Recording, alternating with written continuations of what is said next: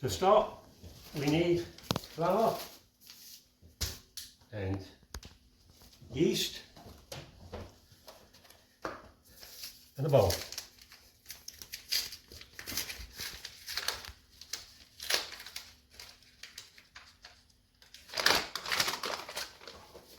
Not too sophisticated so far. For a whole bag of flour, I only use 1 sachet of yeast, despite what the recipes generally say.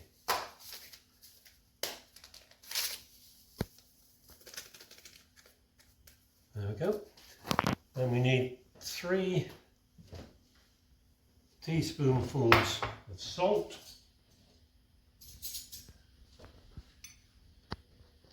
Definitely not more, perhaps a little less. Stir well while dry and get some warm water.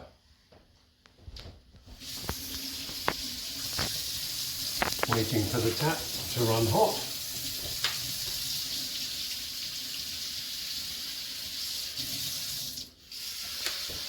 There we go. The recipe will say 900 cc's or 900 grams of water. I tend to go for about 950.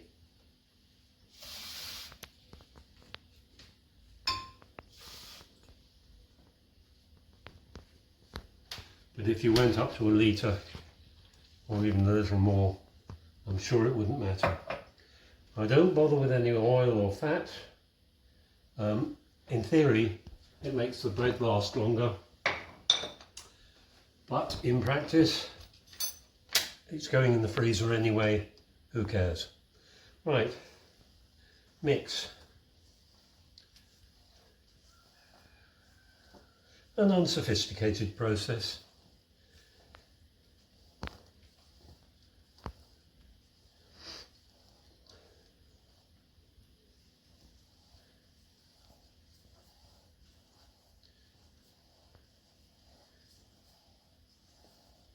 But once the water is more or less mixed with the flour,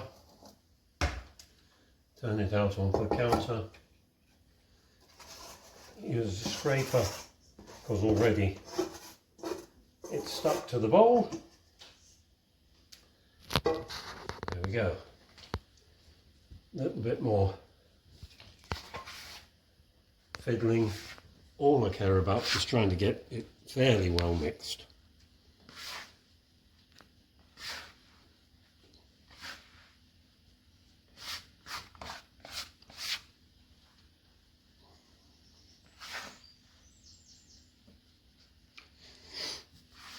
That's probably good enough.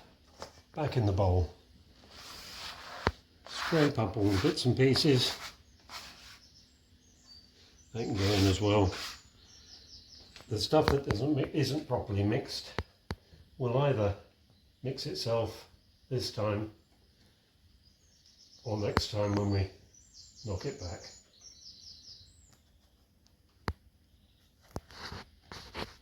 And apart from putting some cling film over that, I prefer cling film to a tea towel because it tends to hold it in the bowl if it grows too energetically. But either will do, a wet damp tea towel or cling film. Waste not, want not. There we go, that's it for the evening. Generally speaking, I aim to do it about 6 o'clock in the evening because the next stage takes 12, 14 hours, something like that. And so that can be done in the morning. Cheers. Here we are the next morning. This is probably about 15 hours rather than the 12 to 14 I said, but it doesn't matter. You can be flexible about this. I'll take off the cling film and lay it to one side. That'll come in handy. Now that's not the best rise I've ever had, but it's been cold overnight. Again, don't worry, it's risen. we need to stretch the dough. Patience may be required.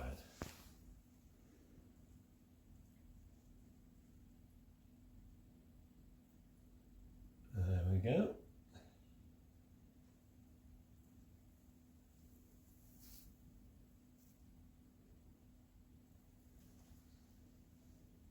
Now for this stage, it pretty much sticks to the bowl.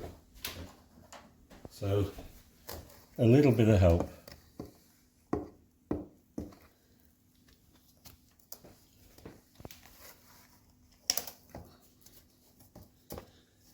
But lovely open texture. That's what we want to keep.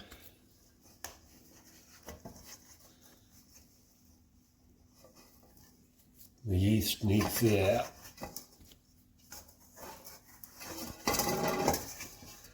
Right. And there are a few dry bits there where I've not been very careful with the mix last night. Let's make sure that's folded, and they're now inside, and we'll get moister. That's all the bothering it needs. At this stage, clean film back on, and I won't look at that again until after lunch, is generally what I reckon on that, which will be in, I don't know, 4 or 5 hours time. Time to prepare the tins. I need a little bit of oil in them. I use a spray bottle.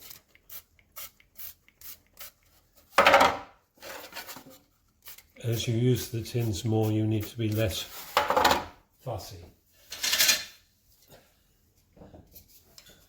And there's going to be some French sticks as well as some loaves. That's the tray for them. Put those to one side. And there's the dough. Nicely risen again. Take off the cling film.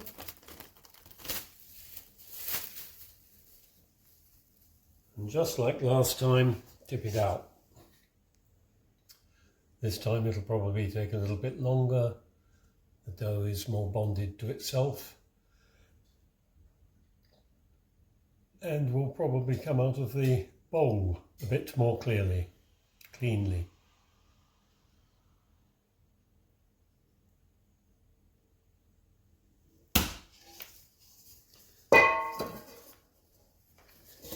Take the little bits out.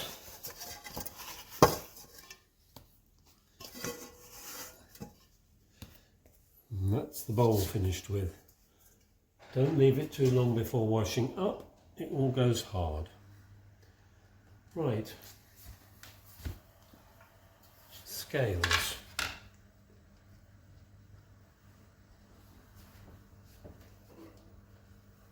One of these small loaf tins, I generally reckon to have about 730 grams in there. The tin weighs 200 grams.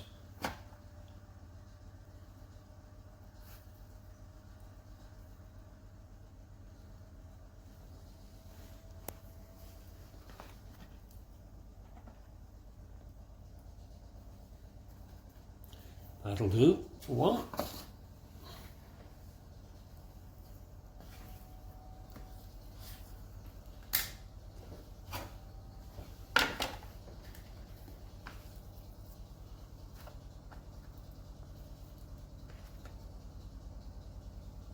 A little bit too much in there.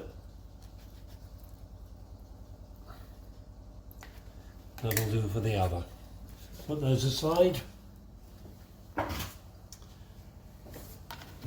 We don't need the scales anymore. The remaining dough I divide into 3. You could, it's, in terms of quantity, it's very much a third of the whole So if you wanted to do 3 ordinary tins, then 3 ordinary tins would be fairly straightforward to achieve. But I like to make some French sticks as well.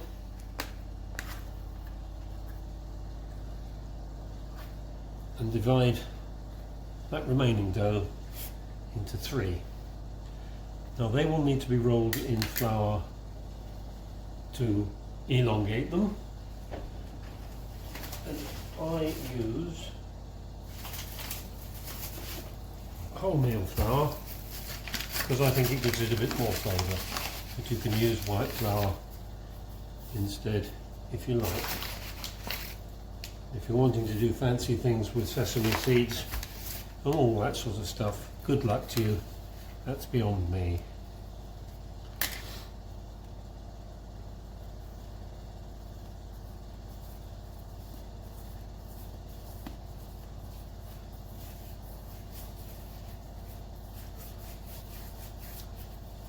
It's always a question of rolling rather than stretching it.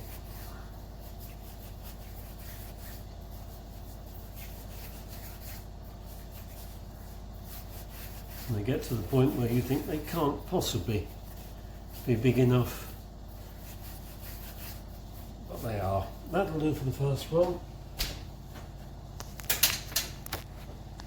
There we go.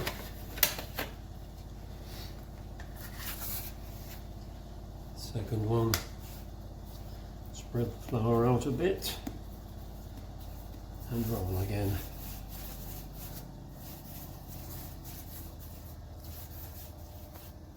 If you were really clever, you'd probably weigh these 3 sections to make sure they were even, but I don't bother.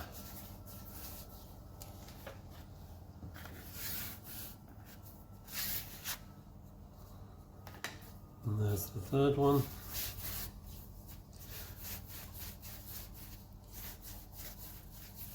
And in a moment I shall put them with the 2 bread tins and just leave them to rise again. That will take probably another 3 or 4 hours, maybe a bit less. And the only other thing I do is I put the cling film back on the bigger loaves. Now there's something of a theory that because you cook these hotter and for a shorter period than those, you get better crusts on those without keeping them covered. But these are best covered for 2 reasons. One, because it stops the crust getting too hard, and the other because, again, it tends to keep the expansion of the dough roughly in the tins so that you keep some shape in the loaf. Okay, and that's it again for now. Last episode is getting the bread in the oven. Just a few things. Note the cling film on there has held the bread in shape, which I think is quite useful. In the oven, there's a tray at the bottom on which I shall put some water. Any hot vessel in the bottom of the oven will do, but you will need some steam for baking. The French sticks I'm going to cook first. They're in at 245 degrees, and when I've done them, the bread will go in a little bit cooler. So here we go. French sticks into the oven, baguettes if you prefer.